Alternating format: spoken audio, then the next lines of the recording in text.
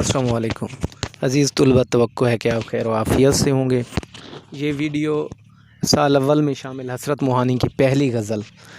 भुलाता लाख हूँ लेकिन बराबर याद आते हैं की तफ़हीम व तशरीह पर मुश्तमिल है। तो चलते हैं गज़ल के मतले की तरफ। गज़ल का मतला है, भुलाता लाख हूँ लेकिन बराबर याद आते हैं, इलाही तर्क उल्फत पे वो क्यों कर याद आते हैं। अब मुश्किल अल्फाज के मानी, भुलाता लाख हूँ, भुलाने की बहतीरी कोशिश करता हूँ, यानी बहुत ज़्यादा कोशिश करता हूँ। बराबर याद आना यानी जिस निस्बत से भुलाने की कोशिश करता हूँ उसी तनासब से याद आते हैं।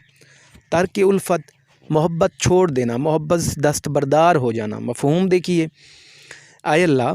मैंने महबूब से मोहब्बत तर्क कर दी है, मेरे लाख भुलाने के बावजूद भी वो मुझे मुसलसल क्यों याद आता है। मतले में हसरत ने तर्क इश्क के सिलसिले में अपनी बेबसी के इजहार का मज़मून बांधा है। ज़ाहिर सी बात है कि इश्क एक बेइख्तियारी कैफियत है, ये ना तो करने से होता है और ना ही तर्क करने से इससे महफूज रहा जा सकता है। गालिब भी क्या उठते हैं कि इश्क पर ज़ोर नहीं, ये वो आतिश गालिब जो लगाए न लगे, जो बुझाए न बने। न सिर्फ हसरत ने ये मज़मून बांधा है बल्कि उर्दू ज़ुबान व अदब के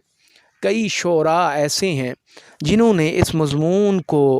अपने अपने अंदाज़ में, अपनी शायरी में, अपनी फ़िक्र में ढाला है। तो ज़ाहिर सी बात है कि एक आशिक इश्क के मैदान में कदम रखने से पहले वो बड़ी एक ख़ूबसूरत ज़िंदगी बसर कर रहा होता है, या इश्क में कदम रखने के बाद उसे एहसास होता है कि इश्क करने से पहले की जो ज़िंदगी थी वो जन्नत नज़ीर थी। इश्क जिस तरह हम पहले भी बात कर चुके हैं कि इश्क तो सफ़र है अज़ियत का, मुसीबत का, मलामत का, बलाओं का, या ये एक ऐसा सफ़र है या ये एक ऐसा दरिया है आग का जिसमें से डूब कर जाना पड़ता है। इश्क कोई साहिल काम नहीं है। जब एक आशिक इश्क की राह में कदम धरता है तो ज़ाहिर सी बात है कि एक तरफ तो उसकी जो इज़्ज़त है वो भी जाती रहती है, मीर फिरते हैं मीर खार कोई पूछता नहीं, इस आशिकी में इज़्ज़त सादात भी गई। इसके साथ साथ यानी रुसवाइयाँ और ज़िल्लत उसका मुकद्दर ठहरती हैं। दुनिया की तानो तशनीह वो उस पर वाजिब हो जाती है, यानी दुनिया वाले तरह तरह की बातें करते हैं, तंज़ करते हैं, शिकवे करते हैं, शिकायतें करते हैं, ताने देते हैं। इसी तरह फिर वो जिस शख्स के लिए अपना सब कुछ छोड़ छाड़ के इन मसाइब को, इन मुसीबतों को गले लगाता है, अब सामने वो शख्स भी अगर कोई मुस्बत जवाब ना दे तो ये आशिक के लिए बड़ी तकलीफ़ दे अम्र होता है। और हम देखते हैं कि उर्दू शायरी का जो महबूब है वो बड़ा ज़ालिम है, वो जफ़ाख़ू है, बेवफ़ा है, और वो आशिक के किसी मुस्बत अमल का जवाब मुस्बत रद्द अमल से नहीं देता। तो इन सारी कैफ़ियत को सामने रखते हुए, जिस तरह मैंने आपको इस तशरीह के आगाज़ में कहा है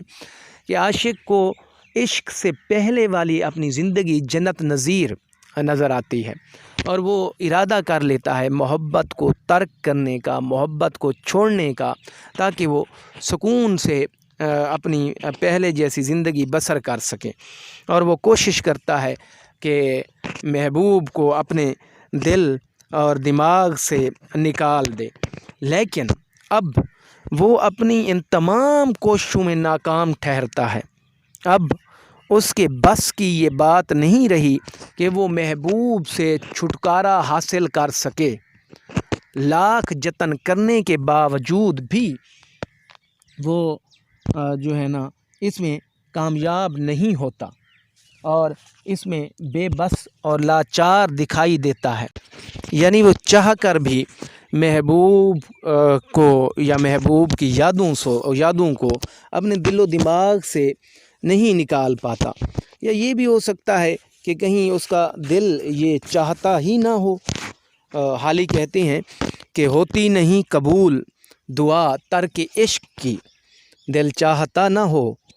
زباں میں اثر کہاں۔ اور بھی بہت سے شعراء نے ترک عشق کرنے کے باوجود محبت سے محبوب کی یاد سے چھٹکارا نہ حاصل کر پانے کا مضمون باندھا ہے۔ وہ فراق کہتے ہیں کہ سر میں سودا بھی نہیں، دل میں تمنا بھی نہیں، لیکن اس ترک محبت کا بھروسہ بھی نہیں۔ ایک مدت سے تیری یاد بھی آئی نہ ہمیں، اور ہم بھول گئے ہوں تجھے ایسا بھی نہیں۔ ناصر اے دوست، ہم نے ترک تعلق کے باوجود محسوس کی ہے تیری ضرورت کبھی کبھی، یعنی ایسا نہیں ہے کہ وہ ارادہ کر لے اور محبوب کی یاد سے یا محبوب سے ہمیشہ چھٹکارا حاصل کرنے میں کامیاب ہو جائے، ایسا ممکن نہیں ہے۔ تو یہاں حسرت بھی یہی کہتے ہیں، یعنی انہوں نے محبوب کو بھلانے کے ہزار جتن کیے، لیکن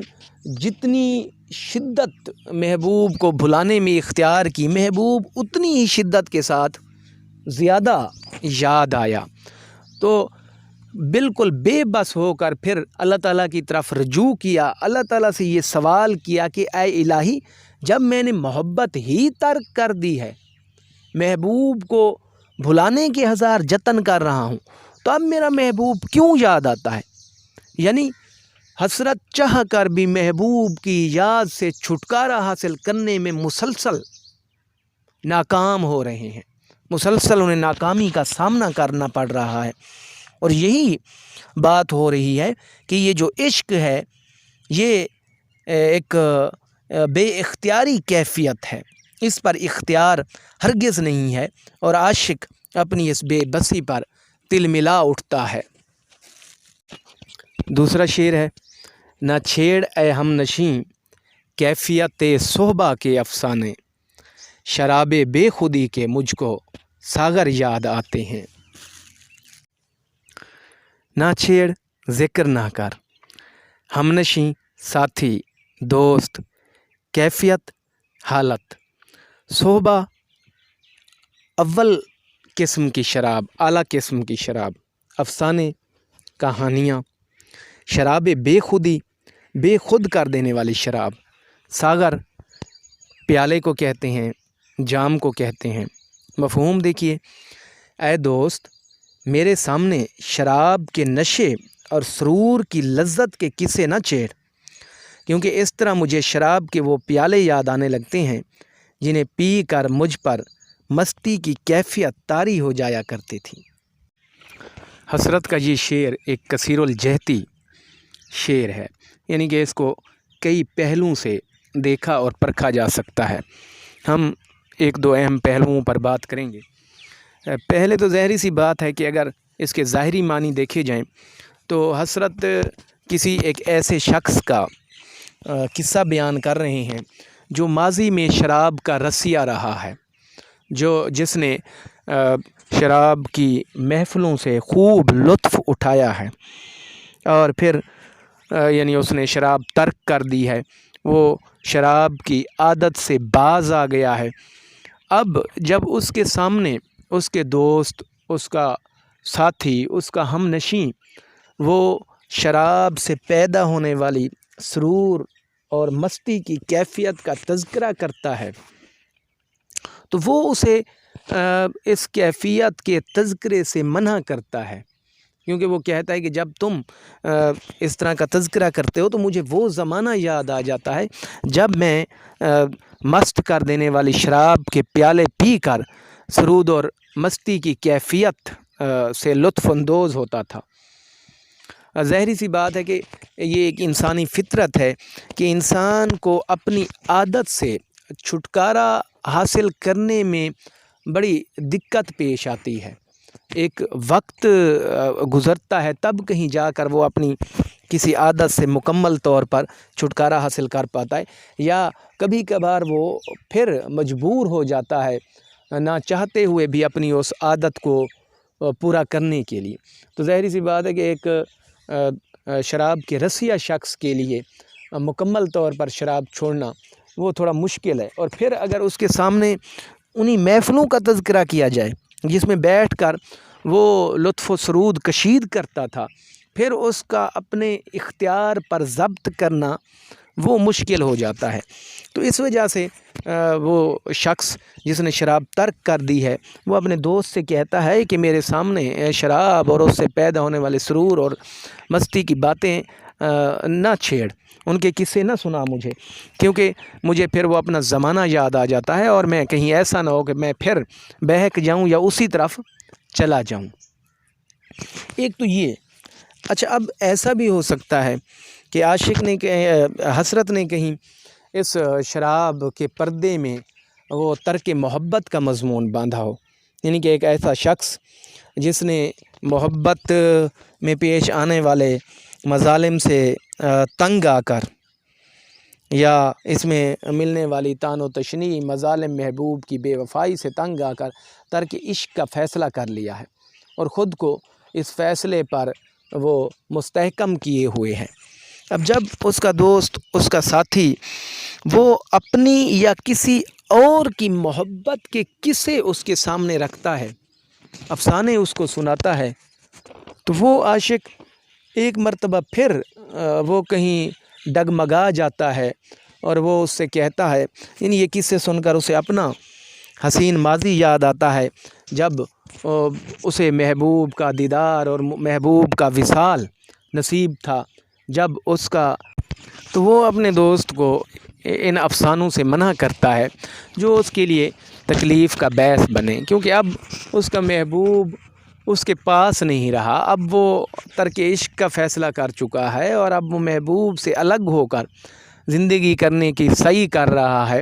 اس لیے وہ کہتا ہے کہ اب محبت کے وہ گزرے ہوئے افسانے اس کے سامنے نہ چھیڑے جائیں۔ اچھا، اب تیسرا ایک پہلو، حسرت چونکہ تحریک آزادی کا حصہ رہی ہیں اور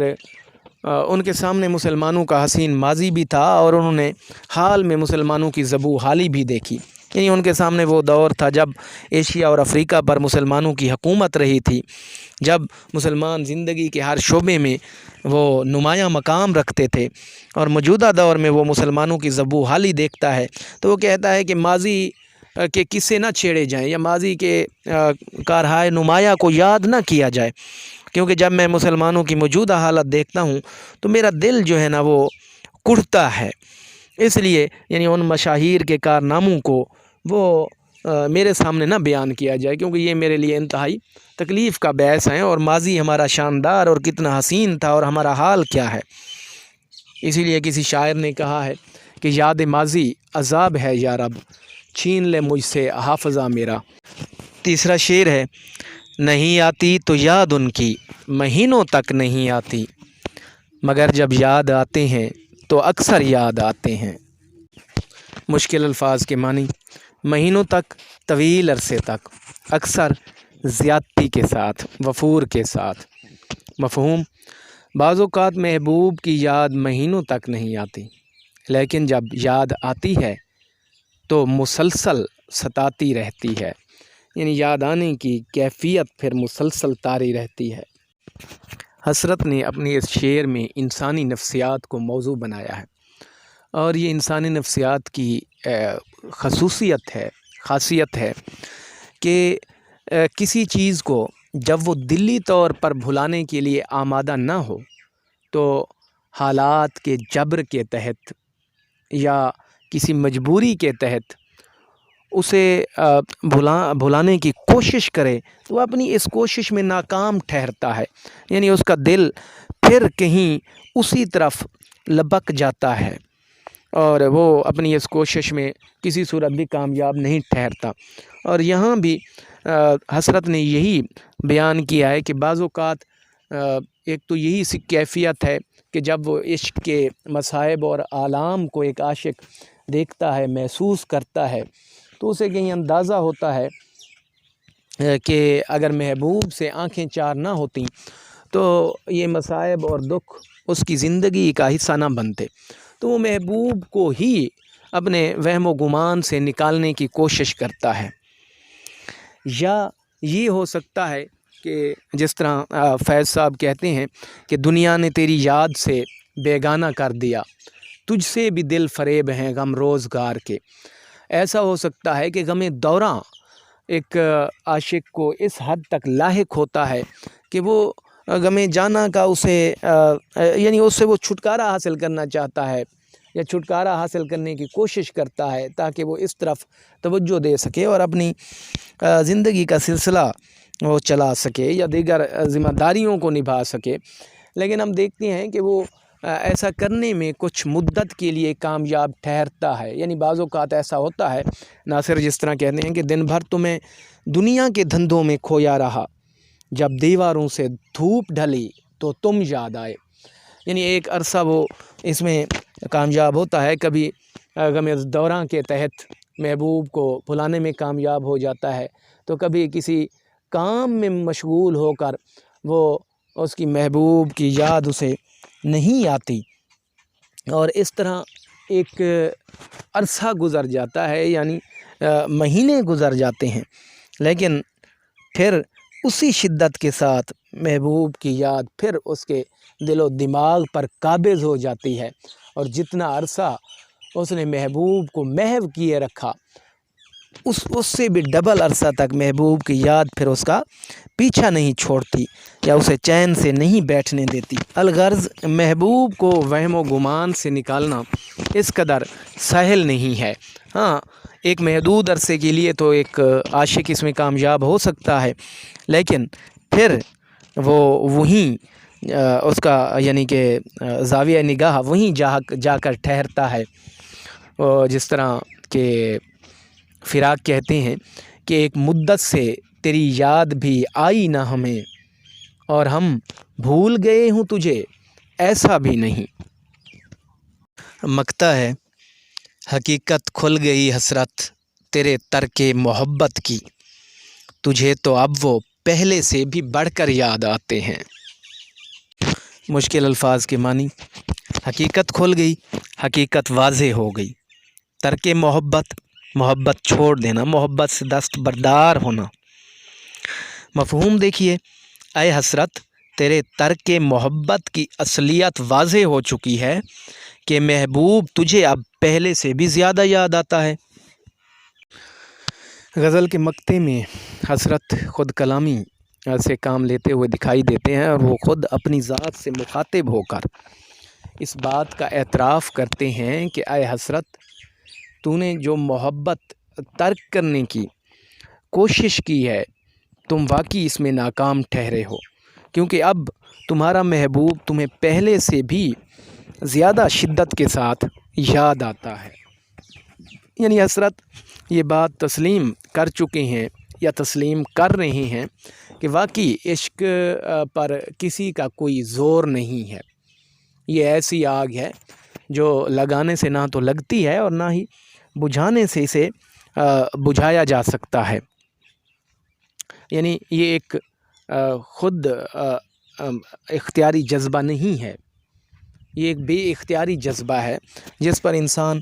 یعنی اپنی قوت فیصلہ سے قابو نہیں پا سکتا، اور ظاہری سی بات ہے کہ یہ یاد میں ایک طرح کی لچک ہے، اور اس پر پہلے بھی حسرت نے بات کی ہے کہ جس قدر یعنی جس نسبت سے محبوب کو بھلانے کی کوشش کی جاتی ہے اس کی یاد اتنی ہی شدت کے ساتھ آتی ہے۔ یہاں بھی یہی کہہ رہا ہے کہ تیری حقیقت کھل گئی ہے کہ تو نے تیری بھلانے کی کوشش میں کہیں محبوب کی محبت اور شدت کے ساتھ تیرے دل میں گھر کر گئی ہے، یعنی تو اسے بھلانے کی کوشش میں تھا، لیکن یہاں کام بالکل اس کے برعکس ہوا ہے کہ کہیں محبت مزید بڑھ گئی ہے یا اس میں اس کی شدت میں مزید اضافہ ہو گیا ہے۔ وہ نہیں بھولتا جہاں جاؤں، ہائے میں کیا کروں کہاں جاؤں۔ اس کے ساتھ ہی غزل کا اختتام ہوتا ہے اپنا بہت سا خیال رکھیں، سلامت رہیں، اللہ حافظ۔